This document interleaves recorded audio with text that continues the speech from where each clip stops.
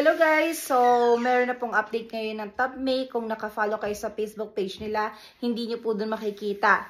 Pero makikita nyo po yung website nila doon, topmake.ph. I-click nyo lang po at ma-open nyo po yung website nila. So, itong information na to, updated to nung February 18, 2025. Pero guys, huwag niyo pong kalimutan mag-follow sa aking TikTok or sa aking social media account, please.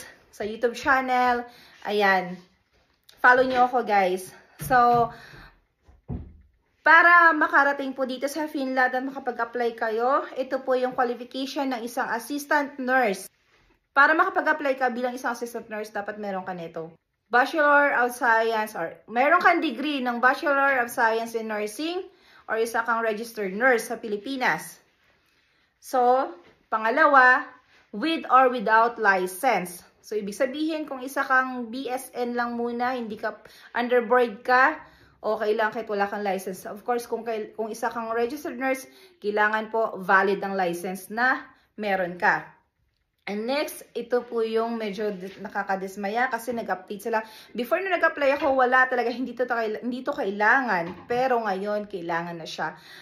Ito na po siya, with at least 2 years relevant work experience po. Sorry, pero gustuin ko man na makarating kayo dito lahat sa Finland. Pero pagka wala ka experience, hindi ka talaga nila matatanggap. But anyway, you can still try. Walang masama. Malay mo, 'di ba? Try. Kung wala kang experience, sabi nga nila na kung feeling mo hindi ka qualified, pero subukan mo pa rin, malay mo naman, 'di ba, na ma-qualified ka pala, mapili ka, 'di ba? We don't know, God knows. At ito yung mga kailangan mong i-submit kapag mag-apply ka. Resume or CV. Curriculum vitae or resume. So, yun. And then pangalawa, of course, college diploma or TOR. And then, kung isa kang registered nurse, kailangan isama mo to yung board rating, PRC, board certificate, or lupon.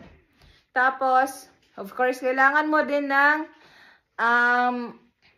work and training certificates. Siyempre, kung ikaw ay may experience, kailangan mo ng employment certificates. And, of course, valid ang iyong passport. So, and then, pagka pumunta ka po dun sa website nila, may makikita ka po doong apply via JOT form. Apply via JOT form, i-click mo lang yon. So, yun lang guys. And good luck po sa mga mag-a-apply. See you guys! Bye-bye!